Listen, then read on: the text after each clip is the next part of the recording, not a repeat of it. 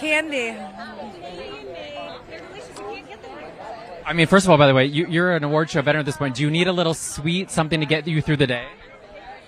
Well, this is a long day, and they don't feed you in this one. It's not like a sit-down dinner, so that's why I was begging for candy right here. Do you have a little secret stash, something in your bag? You see some nuts in there? I do. But it wasn't my idea. My manager was like, put these nuts in your bag.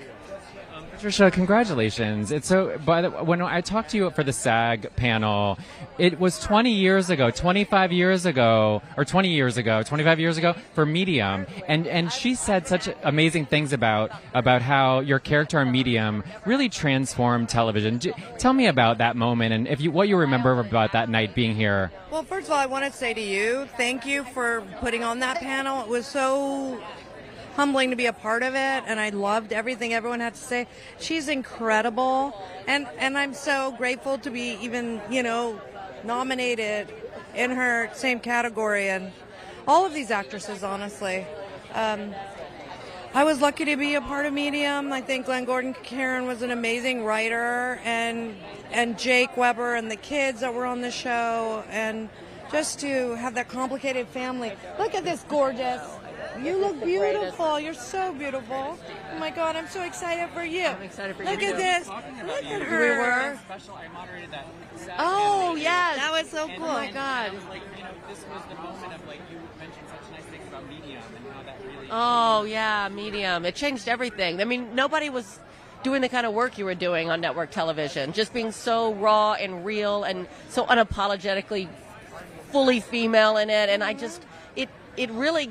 I think you gave a lot of us a lot more room to be that way. Oh, thanks. I mean, I don't think I told you, but I have friends who are like ICU nurses and all of that, and they're just like, that's real. That show is right on. They are nailing it. I'm like, yeah. Well, that was the thesis. I won't hog your interview, but this is the bar right here. This is the bar to even be in the category. I already won. I think it's your night. Yes, go. Okay. That was so special because there is something really naturalistic about what you were able to do then. But let's talk about Severance because it really captured the zeitgeist in such a special way. What is the thing, though, that you would like to sever about your work life that you would like to forget? And what's the one thing that you would like to live in longer in acting or Hollywood? That's interesting. I mean, it's very hard to, as an actor, I've had a lot of great fortune. But it's hard as an actor, the rejection. So I would think in a larger scale, I mean, there's even projects I really want to do that I don't end up getting, I'm not immune from that. So it's hard to kind of walk away from that knowing, like, I had great ideas for that part.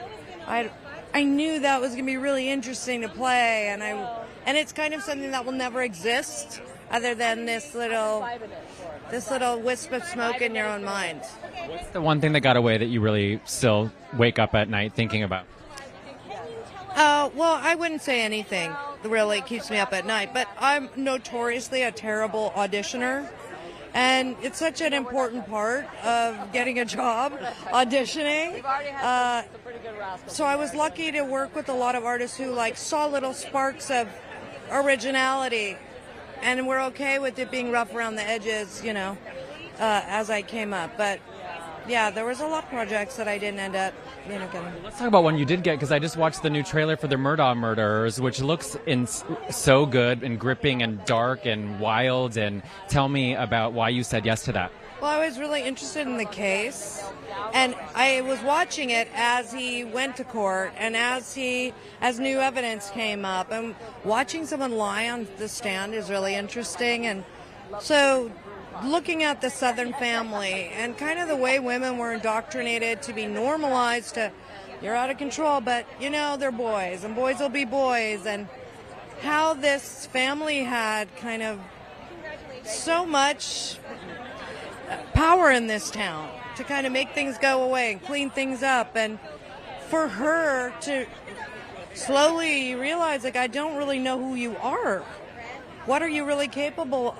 Even to the last second, not really knowing who someone is or what they're capable of. And then last fun question. When I'm at an award show, I always think of your speech at the Academy Awards. I know that this is the Emmys, but that speech really was such a moment that continues to live on. Those photos of Meryl Streep and Jennifer Lopez clapping for you. What do you remember about that night? And on a night like tonight, do you think about making a statement? Well, it was a very powerful, terrifying thing to take a chance and be political. And frankly, like then it seemed like a lot of laws were passed by people who had been trying to pass laws for a long time for equal pay. There was some progress being made, and now actually America's wage gap is growing wider again. So, and then women's rights just for their body is rolling back, and women are dying or at death's door and they can't get health care. And so it's a very terrifying time right now. I mean, but what gets me through is how many good people there are, how many people are helping each other, how many people care. It's really a time where we're going to see, who are you? Are you going to be a helper? Or are you going to be a herder? Are you going to have a low-functioning dynamic? I'm going to get mine no matter what it does to you. Or are you going to be a high-functioning dynamic like we all rise together? So we'll see how things pan out.